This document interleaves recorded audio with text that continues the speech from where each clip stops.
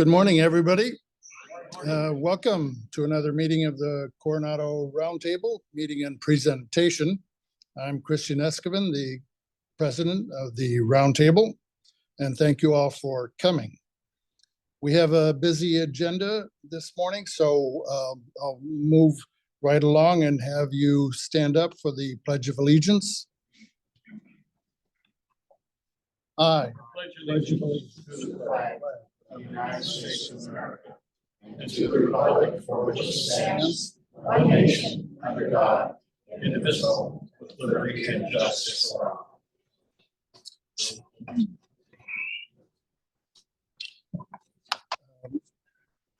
As you may know, our programs are recorded live or Zoom presentations.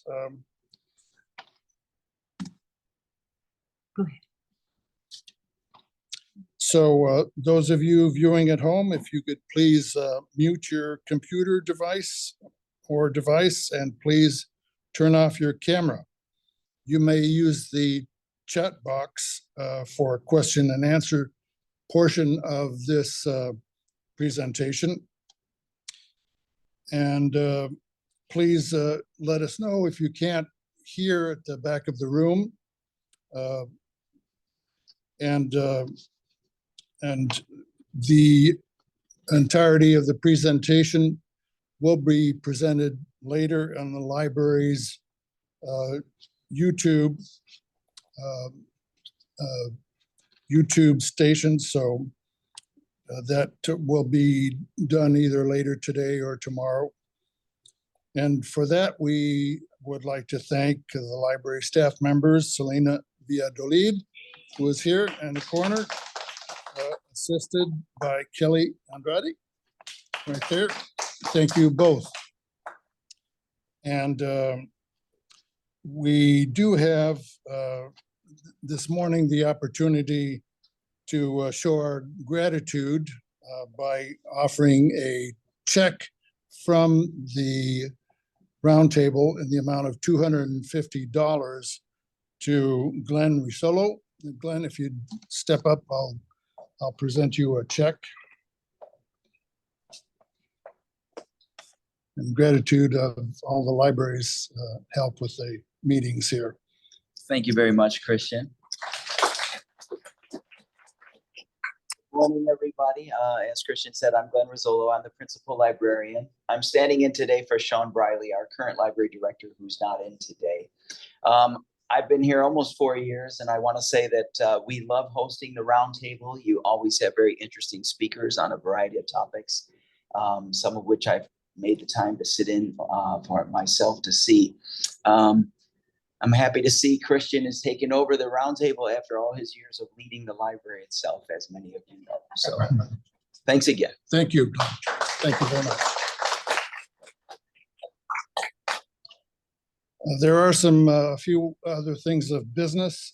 According to our bylaws, I'm obligated to give a brief annual report here at this meeting, which takes place at the November meeting. So before I get into that, just to announce that we do not have a December meeting. So you're off the hook. We're off the hook for no December meeting. But in January 26th, we have an exciting meeting featuring John Christensen, retired Vice Admiral and former United States military representative to the NATO Military Committee in Brussels. So that's January 26th, the next meeting. I would like to note also that this is the last time we will be able to enjoy Lyman Green's coffee service. Lyman is retiring after 5 years of service. So thank you very much, Lyman.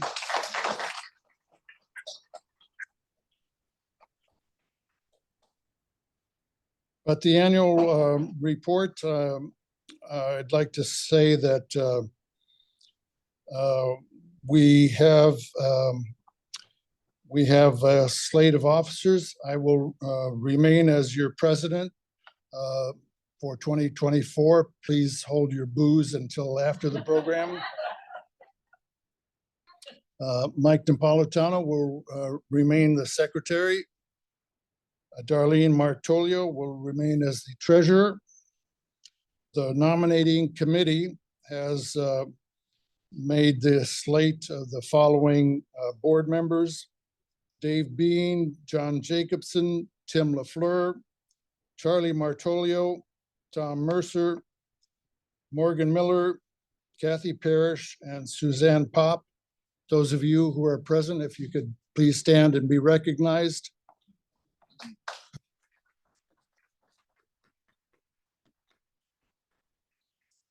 So thank you for all the board members for your service.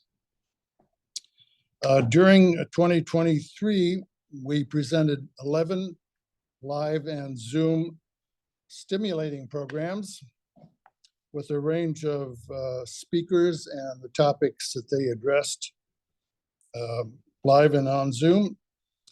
And the Treasury, as of our last board meetings, and Darlene can correct me if I'm wrong, but our Treasury has $1,125.58. And that's based on the money that you deposit or drop in our kitty there for coffee donations and the gifts made at the door. Without further ado, our board member Kathy Parrish will introduce our speaker, Susan Munsey, for the program of the morning. Kathy?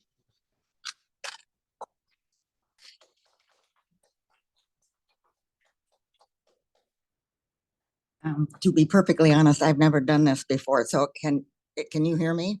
Am I doing it right? Okay. I'm really pleased to be able to introduce to you Susan Munsey, a very interesting woman. She's has a licensed clinical social worker and has a master's degree from Smith College. She began, founder of Generate Hope, which you may realize that what we call and will always call the old Hanson Mansion is a place for these women that she treats, women that have been through therapy for a couple of years, probably at least, before they even come here, where they're getting the training and assistance to get into a normal life again. She chairs the San Diego Regional Human Trafficking, Commercial Sexual Exploitation of Children Advisory Council. And I think I'll let her tell you the rest about her. That was when this came, I think a lot of you may be, as I was, that was not aware at all of how prevalent this situation is. And I didn't realize that until they had a session when the Hanson Mansion had been turned over at the community center, even with our district attorney attending and helping. Most of the complaints there, if they were some, or the reservations of the people who were there, were confusing what Susan's group is doing with the person, man, it could be a woman, who loves beating their partner and would go miles to find them again, to beat them up. And we don't have that in this situation at all. There are many down the line after these girls get out of their treacherous situation. Their slavery, actually. It's unfortunate, but we do have a slavery in this country now, and it's dreadful. But Susan is helping, so I'll let her come up and tell you all about it.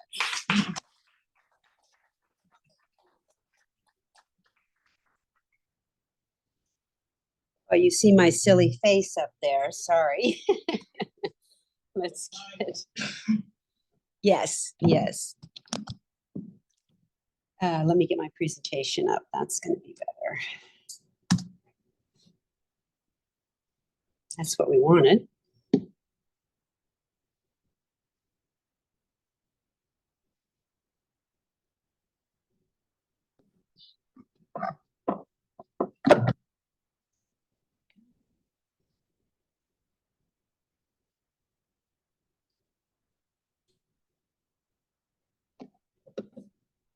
I've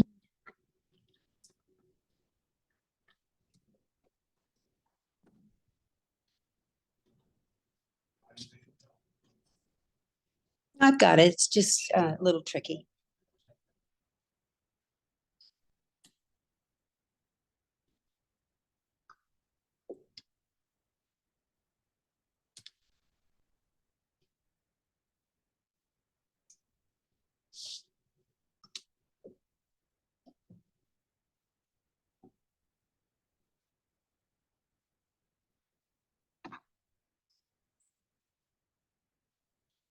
There we go. Okay. And bring this a little closer. So thank you for that welcoming, Kathy. Yes, we at Generate Hope have been working with women who've been sex trafficked for 14 years. It's been about, I think, 6 years since we came to Coronado, working in the what has been formerly known as the Hanson Mansion, which was gifted to us to use for women in their transition program. So we have a 5-phase program, and the women do their first 3 phases at another location. And then when they come over here, they're working on their transition into independence. So I'll tell you a little more about that later. What I do want to remind you is that sex trafficking can happen to anyone. We work with women, so I'll be talking about women, and that is the largest piece of the pie, but it can happen to boys and men as well.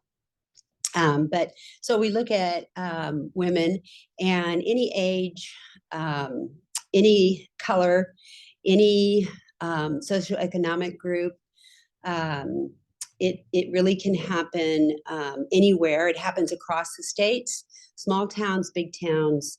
The things that they have in common is that there is a trafficker watching over them and demanding specific things from them every night.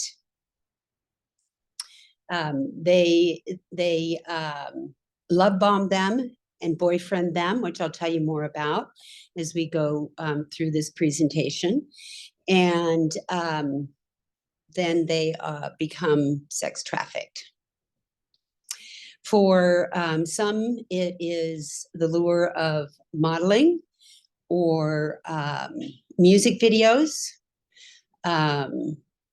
dancing, singing, things like that. Those are typically more alluring to young women in college. There was just a study put out about 4 months ago, specifically on college women. And it was really pretty eye-opening. It was happening in each of the colleges that were researched. I believe there were 9. This was all in the San Diego area. And, it was happening in all of those colleges. And it was happening by other college students who were doing the trafficking, and even some of the teachers. That was the most shocking piece to me. So sex trafficking is a high-profit, low-risk crime where the commodity human body can be sold repeatedly. So when you think about drugs or guns, they can only be sold once. It is a low-risk crime. If someone is selling guns or drugs and they're pulled over and those things are found in their car, that's an immediate arrest. But finding a young girl in the car is not an immediate arrest. And trafficking victims don't always realize that they're a victim.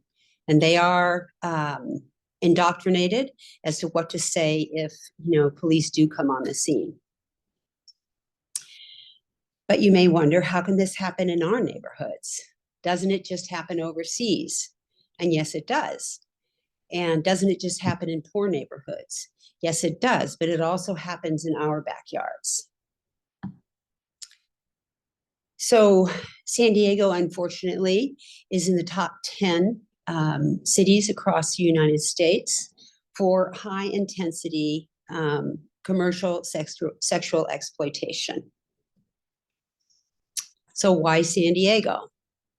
Anybody have any ideas about why San Diego? Yeah.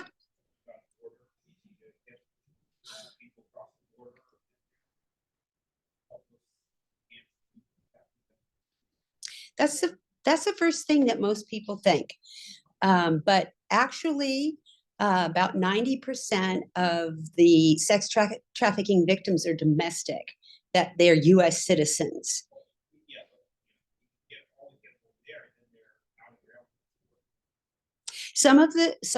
A small percentage of the trafficking victims in the United States are from Mexico. But the majority, and I'll speak more to that as we go. There were some other hands. The beach, perhaps? The lure of the beach? Yes, because you're getting there. Yeah. Because San Diego has a lot of tourists and venues that bring in people and money. Yes. Yes. And also just the question of San Diego about the allure of women, beautiful women, and sometimes thinking that they have nothing to lose, or just naivete. Could be. I think somebody over here said something. Conventions, yes. People in different cities, they behave differently, yeah, than at home. In the back?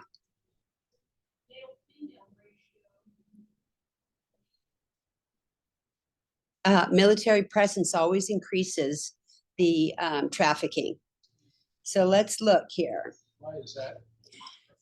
Because it's part of the military sort of thinking, unfortunately. And there are a lot of young men who are away from their hometowns. And when people are out of their home city, they behave differently. And that's for conventions, that's for tourism, that's with military. Tourisms and conventions. Some people said that. Yeah. And one last one that wasn't mentioned, gangs. Gangs actually will work together on sex trafficking, where anything else, they'll fight each other. Yeah. Yes, sir. High cost of living? San Diego is a high cost of living. And how would you think that would affect trafficking? Well, if you're going to sell yourself for money, support yourself possibly. Well, they're not selling themselves; they're being sold. But that could be a part of why traffickers would bring women here. Yeah, that makes sense. Yeah. Okay. So in 2016, Point Loma Nazarene and USD did a study on sex trafficking and gangs specifically. And we're very fortunate with that because mostly studies are focused on the United States, but we have that study specifically on San Diego. And what they found is that sex trafficking is San Diego's second largest underground economy. And that economy represents about $810 million in annual revenue.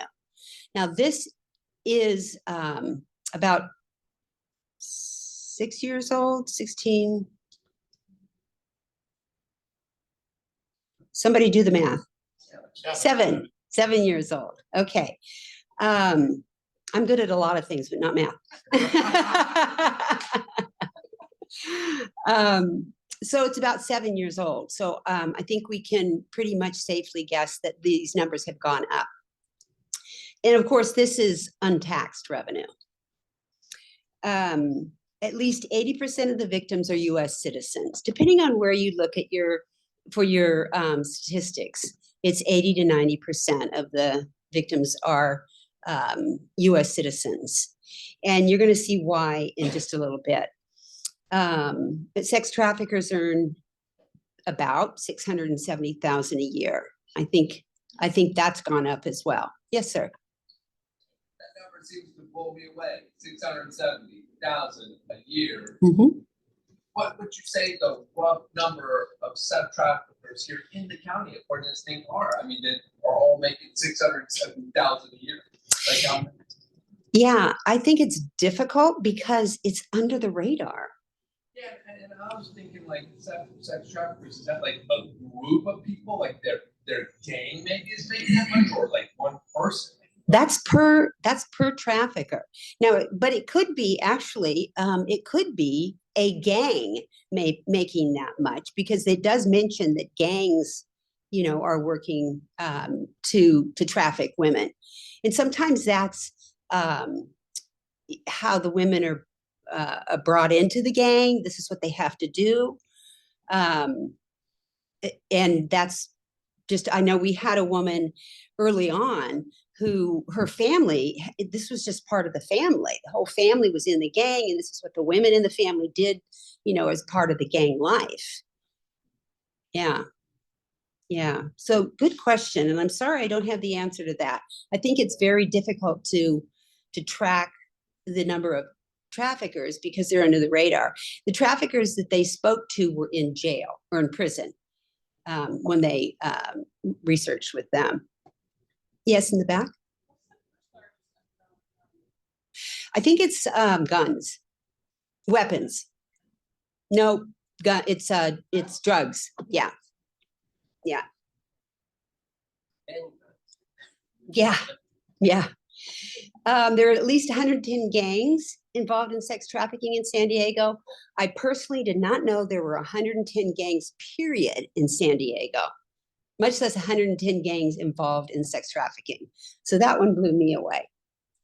An estimated 3,000 to 8,000 new victims of human trafficking a year. That's a lot. Yes, just in San Diego. That's a lot. I'm trying to think of something to equate that to. What could we measure that by? Something else that we could look at that's 3,000 to 8,000 people, Yeah. Sorry for keeping interrupting. No, It's please. fascinating stuff. It is. If you're I'm thinking of like people, born to die, or people start working and they retire. So I'm looking at that figure, 3,000 to 8,000 per year, and I'm wondering, is that because 3,000 to 8,000 are leaving? Maybe they've aged out, they're no longer out, they're dead. I don't know what because otherwise it would just keep growing exponentially each year. What about the exit numbers? Well, I can tell you this: the average, I'm going to say the average length of now, women have a 7-year lifespan in sex trafficking, so they die in one way or another after 7 years in sex trafficking. So they may be killed, they may overdose, they may, in some way, they die. It's 7 years. Literally. So do you think those are replacement numbers? Or is it, like you said, it's our second worst problem, but it's also we're one of the top 10 in the country. So is that number on a per year thing also indicative of maybe, say, from the 80s to now, that it's basically grown every year? It just keeps getting bigger and bigger and bigger. I think it's getting bigger and bigger and bigger, but also they travel. Now, in order to be called trafficking, they don't have to travel. It sounds like it, but they don't have to travel, but they do. So they take them and move them around to different cities, different states, wherever there might be something going on that, sports events, things like that, where they can sell them, and also keeps them confused. Like oftentimes they don't even know what city they're in, much less where to run or get out of, the sex trafficking issue. Are they usually drugged? They can be drugged. Some traffickers don't want the women drugged. Some traffickers drug them because it's more control over them. And some of the women drug themselves to get through the night, you know, to get through what they have to do. So it's not that in San Diego, 3,000 to 8,000 every year, and it's growing and growing in San Diego. Those people are taken around the country, and some die and some get out, you know, and some, you know, are killed. So if that answers your question to some extent. Yeah. Where they house and Hotels mostly. Sometimes there are apartments. Yeah, and they're not fed much. In San Diego County, high schools who participated all confirmed recruitment was happening among their students. 8 confirmed that documented cases of sex trafficking among their students. So north, south, east, west schools were included in the research. So they are looking at high schools and middle schools. Risk factors or vulnerabilities, just being young and naive. Your brain's not, hold on. Your brain's not even fully developed, right? And these are older guys. They know this game. They've played it before. Low self-esteem, there's always a vulnerability there. So low self-esteem, previous abuse. If a child is being abused at home, sexually, physically, neglect, emotional abuse, that primes them for that trafficker. Involvement in the foster care system, big link there. Runaways or homeless youth, just the absence of a loving, supportive adult. So it may be that both parents are working, or it's a single, and not to, I was a single parent, not to say that single parents can't, you know, raise good, healthy kids, but, you know, that parent may be working 2 jobs. Substance abuse in the home, refugees and immigrants are very vulnerable. Poverty, LGBTQ youth, minorities, and anyone who's on the internet and who is not on the internet or social media, the games the kids play, they'll go on the games. Okay. I was getting fascinated by your number on the last slide about high schools, but I have an extreme local interest. So my question is, do you know of any documented cases ever since in this study or anywhere of where we've had a problem at Coronado High School where someone has been taken into this trade? I don't know. That doesn't mean it hasn't happened, but I don't know. Yeah, I know there was a recent arrest you might have seen in the news of a teacher that was involved in San Diego. Where are the victims found or recruited? The internet, schools, trolleys or bus stations, you know, kids coming in on buses, a lot of runaways, things like that, parties, movie theaters, concerts, shopping malls, group homes, and just, you know, even bus stops, anywhere where young people hang out, they will go and work to recruit, or they'll send young women that they've indoctrinated in to look for new victims. Yeah. Do you have any idea of the average age of the sex trafficker? Yes, I'm going to get to that.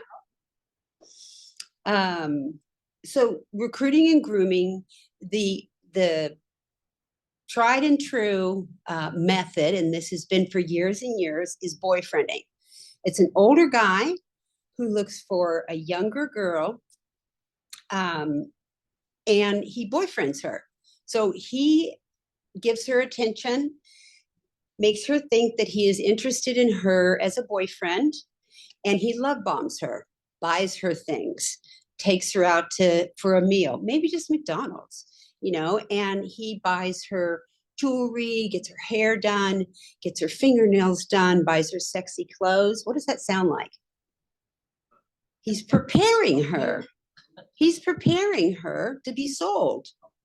Right. Exactly. So that's the love bombing. He begins to isolate her. You know, oh, I know your parents are terrible and I feel sorry for you. Come here, I can take care of you. Why don't you live with me? You know, they don't understand you. And a lot of kids that are 15, 16 years old are ticked off at their parents. You know, it's part of the age, right? Yeah. And then maybe drugs and alcohol. Maybe they have sex and he videotapes that. Maybe not, you know, she doesn't know. And then that's something to use to against her, you know. And then there's oh, poor me, I don't have money to pay my rent. I'm going to lose my car or whatever. You know, I love you just this once, you know, we're going to live happily ever after. We're going to get married, white picket fence, you know, the whole thing. And I've heard this story over and over with minor variations, you know, just this once. And once that happens, then the violence comes in, the threats comes in, the manipulation comes in. And I'll show this video to, you know, your school and all this kinds of thing. Nobody's ever going to accept you now. You're lucky to have me. And it's just this thing happens over and over again. And in her young mind, she can't figure a way out, you know, and she doesn't think she can go back to her parents for help, you know, and 9 times out of 10, they would welcome her with open arms and kick this guy's butt. But traffickers can be family. It's just under 50% that we are seeing familial trafficking now. So that is families trafficking their children, trafficking a wife, trafficking, you know, and when it's familial trafficking, it starts at 3, 4, 5 years old. Yeah.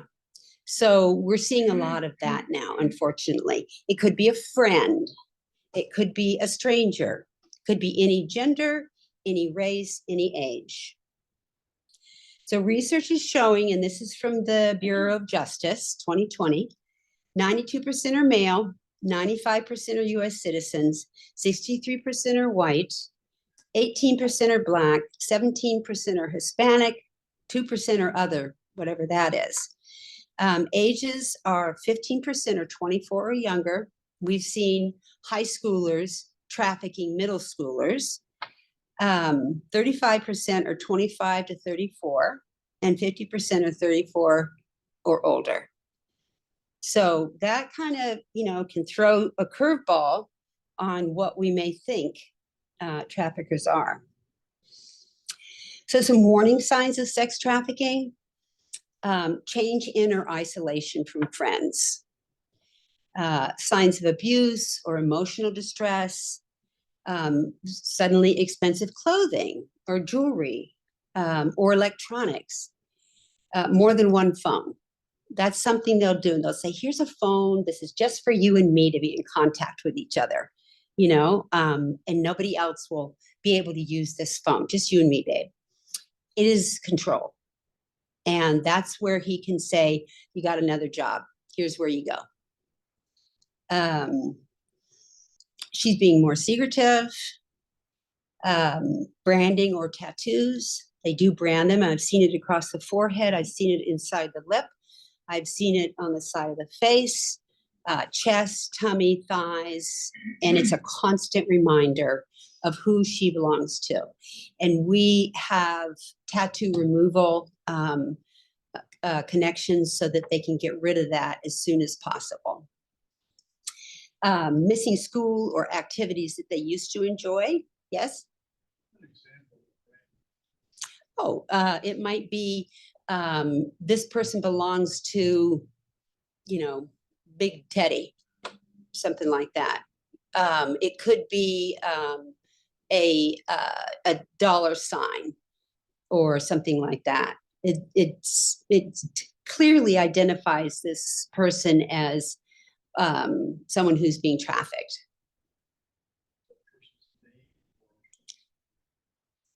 Yeah. Yeah. Maybe they were on the volleyball team before, and they're not on that team anymore, or they used to enjoy math, and they're not going to school anymore. Something like that. Inappropriate social media posts. Parents, pay attention to what's going on in your kids' phones and social media. I'm sorry. I think that parents should have access to anything and everything on phones. Kids wouldn't like me for that. And just changes in their behavior, coming home late, running away. And I know some of these are signs of other things. Maybe the kids are on drugs, or kids are having other kinds of difficulties. But taken as a whole, these are some signs of sex trafficking. We need to look at demand and how that fuels sex trafficking. In truth, if there wasn't demand for sex trafficking, if people weren't willing to pay for young girls or women for sex, then we wouldn't have a problem. So we really need to look at that. Mm-hmm. That brings up an interesting point.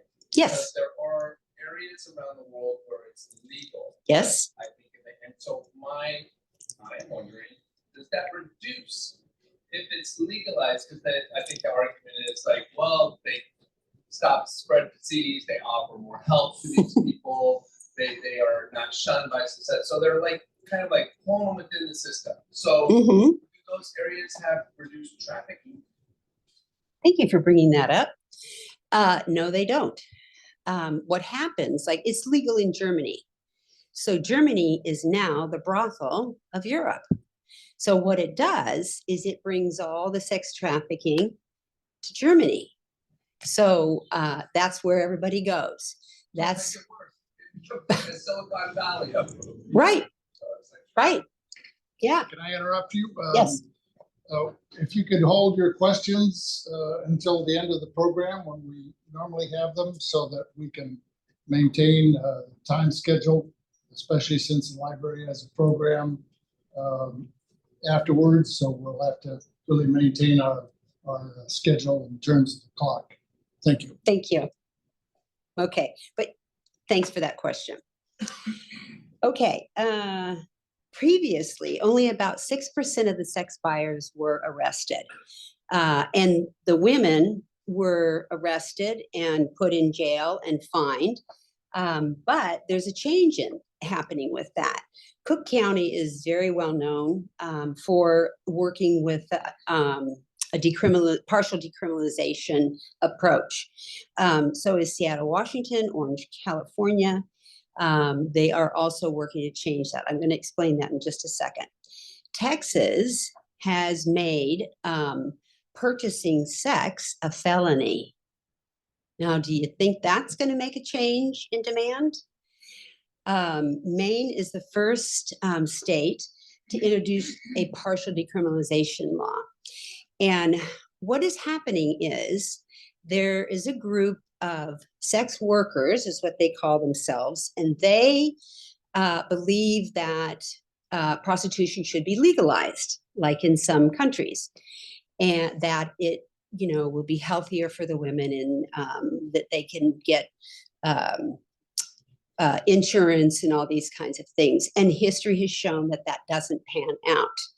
So the alternative is partial decriminalization.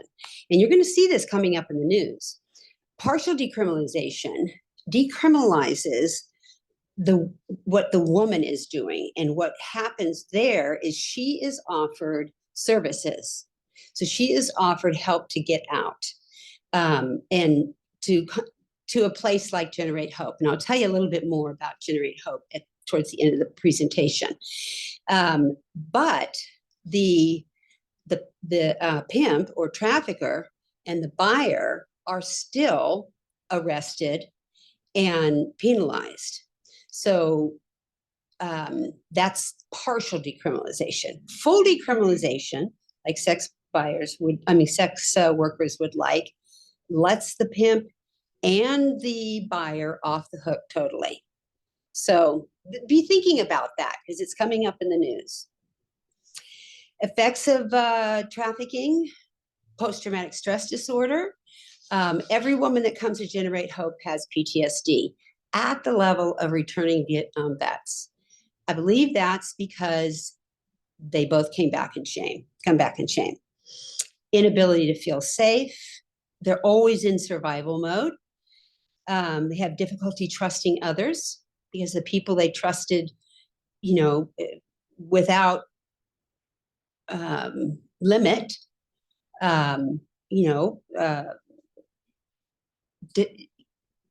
didn't manage that trust. Anxiety disorders, major depressive disorder, substance abuse issues and addiction, nutritional issues because they're eating on the run. Educational deficits, the average age of entry into sex trafficking is 15. That's the average, so there's some younger, some older. So 15, that means they're missing school, they don't have their high school diploma, or if they got it, they don't have the education. Lack of job skills or job history, and difficulty dreaming. I put that in there because when the women come to us and we ask them, what would you like to do? What would you like to study? What would you like to be? They don't know because they have not been allowed to dream. They've not been allowed to think.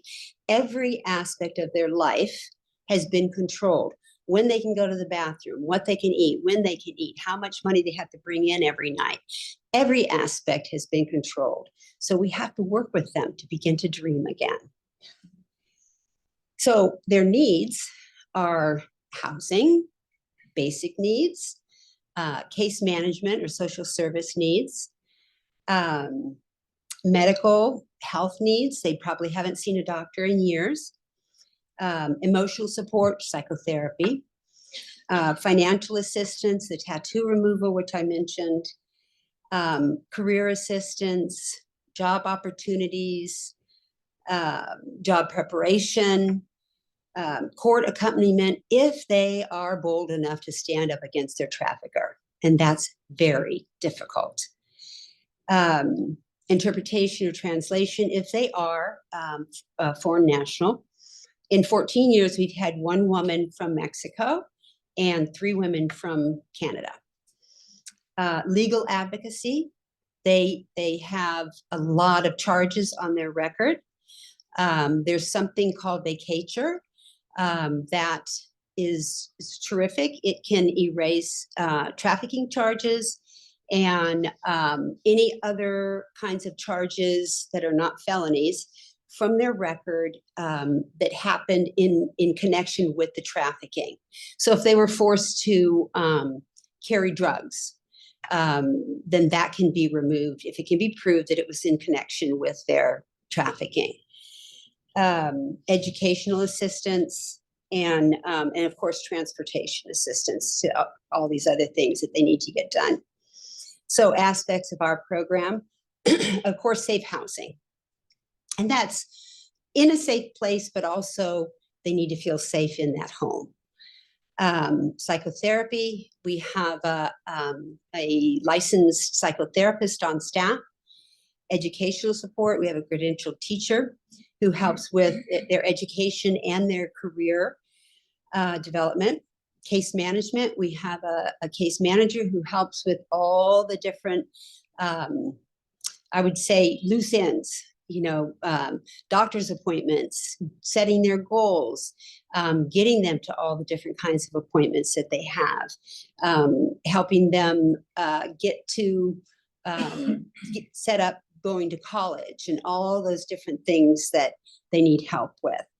Adjunct therapies, we have things like equine therapy, surf therapy, which is really therapy, but the surfing is fun too. We have art therapy, we have yoga, we have people who come in and help them understand financial matters. These are all volunteers who come in and say, I've got this skill, I want to teach it, to your women. Of course, they're vetted volunteers. And those kind of break things up between the education and the psychotherapy and things that are more heavy. And just holistic wellness. We want a well-rounded program that helps them with really all the things that they need to get back on their feet and not feel like they have to go back to trafficking. We have community trauma-informed partners for the things that we can't do on our properties. And that would be like medical, dental, psychiatric, optometry, acupuncture, chiropractic, legal advocacy, and we're always looking for more. And they're wonderful. They really help us provide what the women need. So the Hope, Generate Hope has provided long-term comprehensive services for over 150 women to find a life of freedom. At least 75% leave the life of sex trade for good with the assistance provided at Generate Hope. That other 25% is not necessarily that they've gone back to the life. Some of them are lost to the system, so we just don't know where they are. Our residents show a marked increase in levels of self-esteem and a 29% decrease in, at least 29% decrease in PTSD and depression in the first 6 months. And they are completing their high school and GEDs. They've started and graduated college and trade school. We just had a woman graduate from Point Loma Nazarene University with her bachelor's in social work, and she's going on for her master's. They're attaining and maintaining sobriety, moving into their own apartments, which is increasingly more difficult in San Diego. Being successful in their own employment. They're giving victim statements at the traffickers' trials. And of course, we support them, we build them up, we do practice, trials and everything with them. And they're creating healthy friendships and becoming positive, independent individuals. So what can you do? First, share.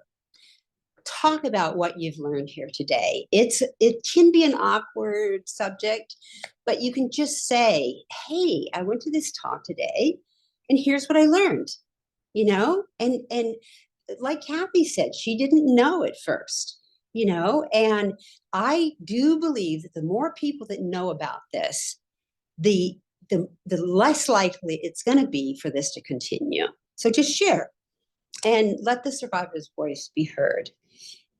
Educate your club, your church, any kind of organization or business. We are happy to go and speak wherever we're asked. And that includes schools. We do want to get out to the schools and educate parents or kids. And you can also give time to local anti-trafficking programs. We always have a need. If whatever it is that you think you might be able to do, I'm sure we could use it. And then if you see something happening, you can call Rescue America, you can call 911, and here are some resources that you can use if you want further information. Now, do we take a break before questions or we go into questions? We take a 5-minute break, Okay. then come back to questions. All right.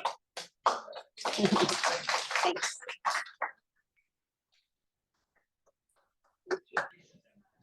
Can everybody in the back be seated, please? Thank you.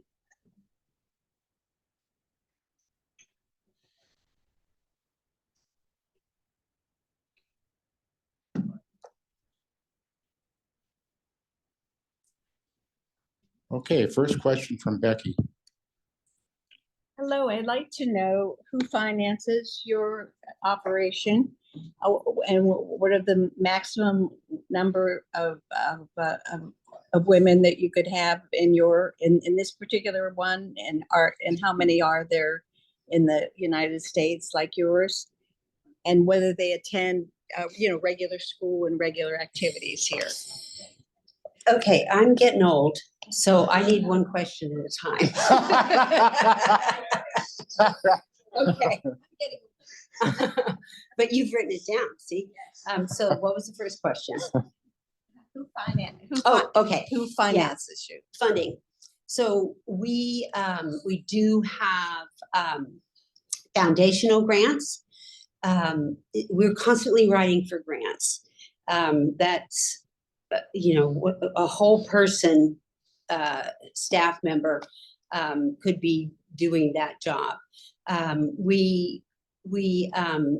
For one thing, like, who would think that In-N-Out Burgers, they have a foundation for foster kids, and they actually wrote us a special grant when we first got started, even though we weren't working with foster kids. And then they developed a foundation for sex trafficked individuals. So they have been giving us a grant every year.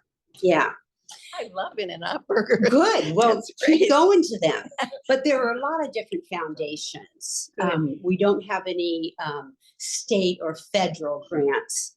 We're not big enough for that. We do have we are a sub-grantee on a California state grant. So we're under somebody else for that. We also do a lot of fundraising.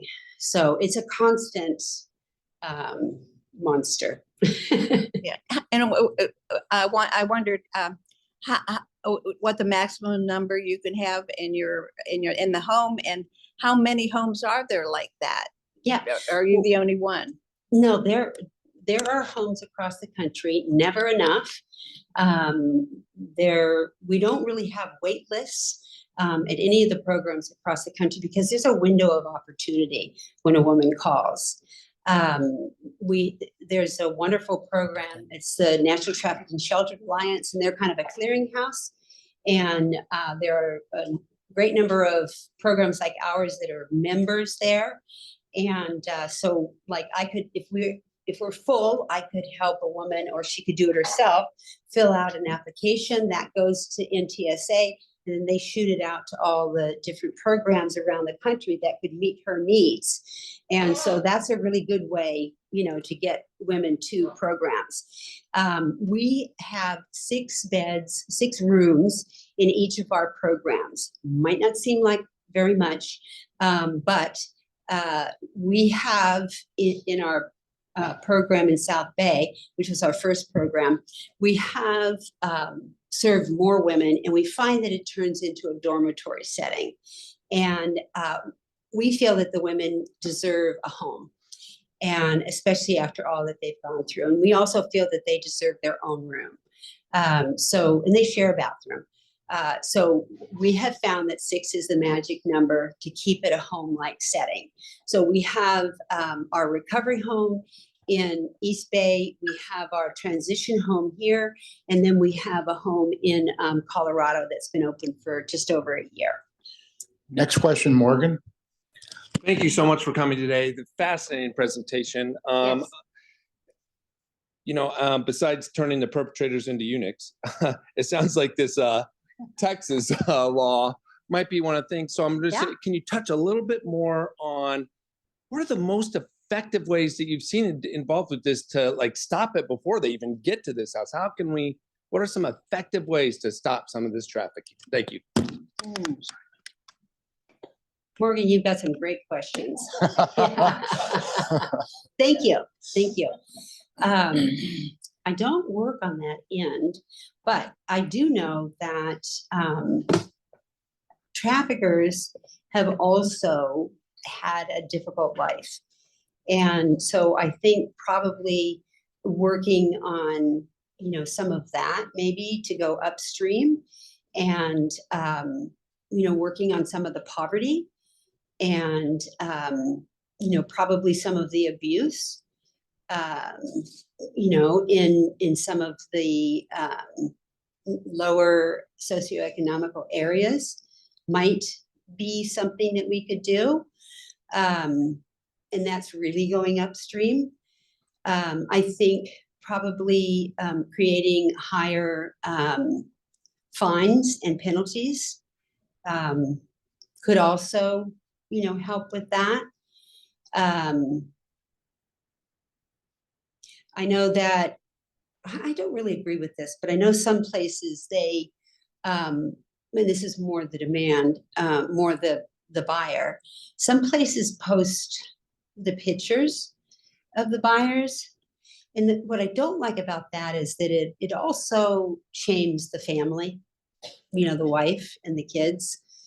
But, you know, right now, usually the fine for buying is about $250. And that's what they would have spent for the night anyway. And I really think that it should at least be like a DUI. You know, they get arrested, they get thrown in jail, they don't get out until Monday. You know, if it's a weekend, you know, and they have to explain themselves. A lot of the trafficking happens during the business day. They're using the company computer to set these things up. You know, I think there are some ways that, you know, we could create more punishment and less tolerance, you know. So I think, you know, working on the buyers, there's a lot of creativity there. I think we could do work with, and I think make it less attractive. Yeah, and $250. Yeah, I think, you know, it could make it $1,000 fine, and send that towards programs like Generate Hope that are, you know, working to rehabilitate the women. And there is a program, I forget what they renamed it, but it was referred to as a John School, and that's not what we should call it. But it is, you know, they go to this program, and they are educated on what's actually happening. You know, these are not women doing what they want to do. And sometimes it's a young girl, and you know, she's being forced into this, and what kind of diseases they can get, and how dangerous it is for them. They could be knocked over the head and robbed, you know, and just education. And they just revamped it. And what I heard, they had them in tears by the end of the class. So I think things like that, you know, would be very helpful. Next question, Jim Kelly. Excuse me for not rising. That's Just an okay. observation and a short question. Like so many other programs, like the war on drugs, when I sat on a county commission to fight that, I was surprised at how many people think that by talking about it, their job was over. Actually doing something about it is a lot better than demonstrating and talking about it, although both are important. Okay, just want to make that observation. I'm just surprised that a lot of people think their part is over by just being aware of it. Talking about the question is, one of your bullets said Maine was the first state to introduce partial decriminalization law. Is that the start of a trend toward decriminalizing this problem? Yes. Well, as I was saying earlier, their battle lines are being drawn, and there is a move towards legalizing prostitution. And there's a group that is very well funded, and this is the sex workers movement. And these are people that feel that prostitution should be legalized, decriminalized, and that would decriminalize not just the woman who is being sold, but also the man who is typically male, who is selling her. There would be no charges brought against him, and the man who is buying her, typically male. So everything would be legalized, just like it is in Germany, in Amsterdam, in Denmark, right. So where we've seen that the promises don't come true.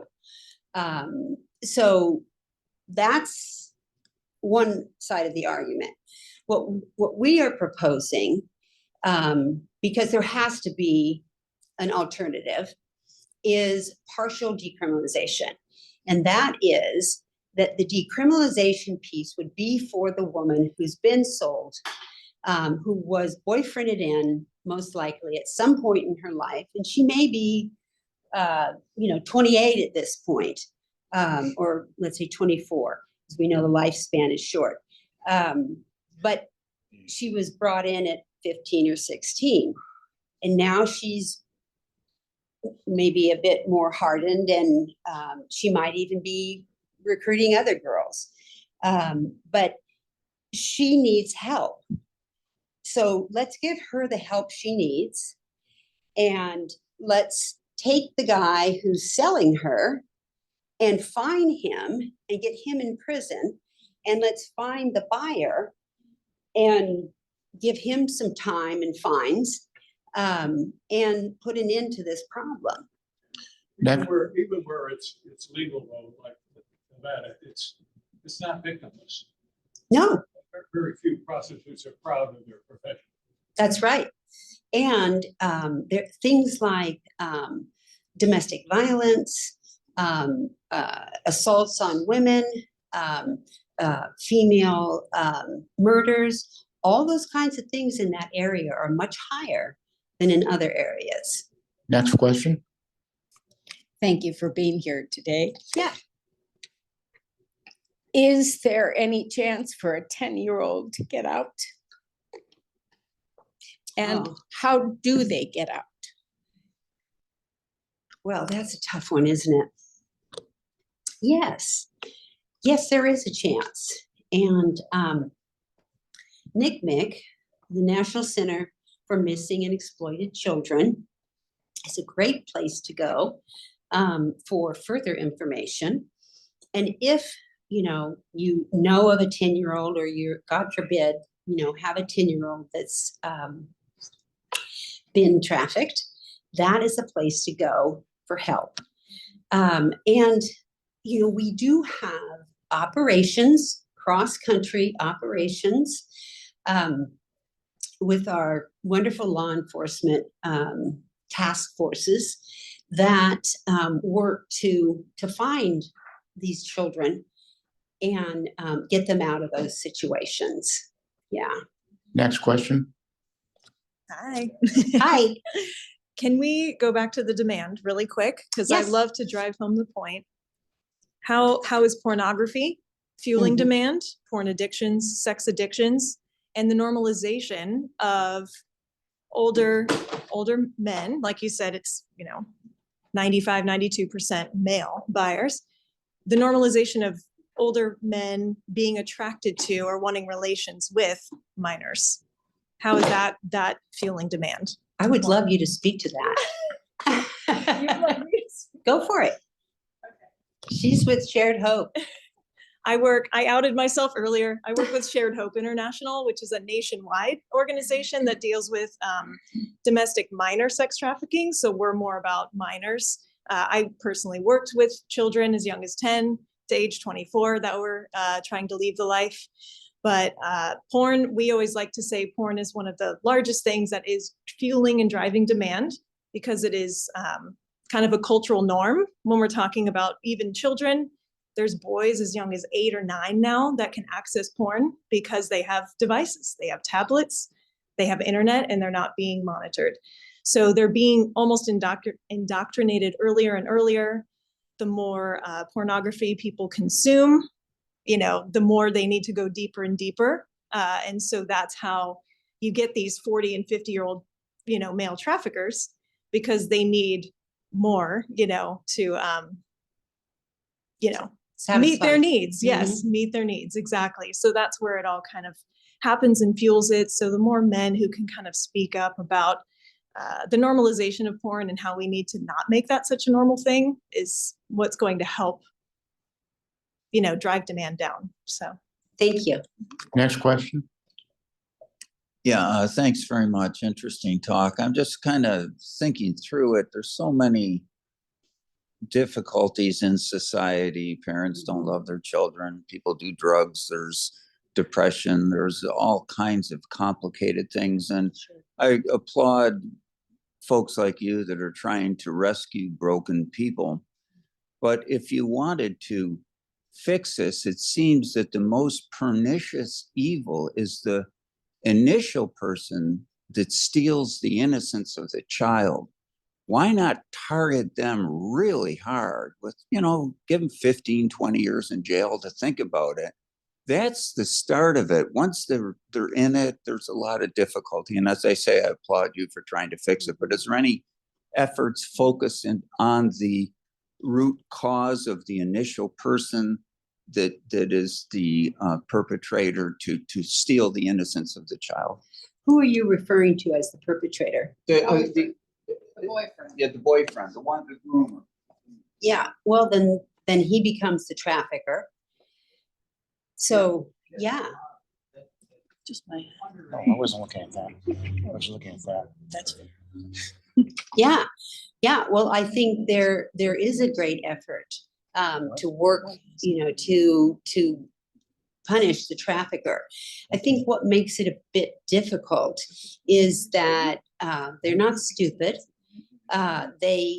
They work to keep themselves out of harm's way. So they'll do things like if they have worked to get a young girl to cross state lines in a bus, like for instance, he'll use one of the other women's cell phone, not his, when he talks to her, and gets her across state lines, because that's a felony, right? Now, he's not using his phone, he's using this other girl's phone. And then he'll send her down to the bus station to pick her up. And this is an actual situation that happened in our program.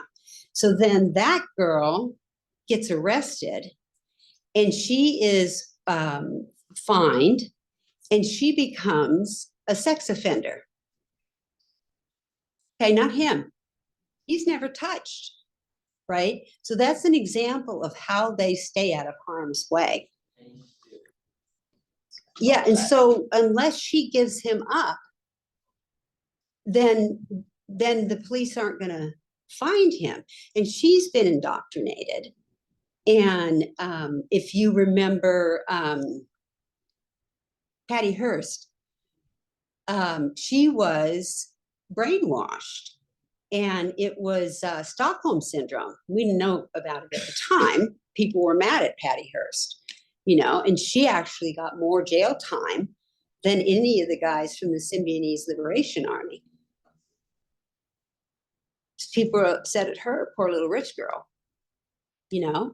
So anyway, not to trail too much off the question, there is a very directed effort to get those traffickers, but it is difficult. Next question. When something as public as the whole Jeffrey Epstein story results in one dead man and one woman in jail and an awful lot of money exchanging hands involving Goldman Sachs, what impression does it leave on people? Some people might think this is a glamorous life. I'll take my chances. Mm-hmm. And will there be any further follow-up on what appears to be a lot of people involved? Yeah, I think that there's a lot of frustration around that. And I think that money speaks, I would be surprised if there's any more follow-up on that.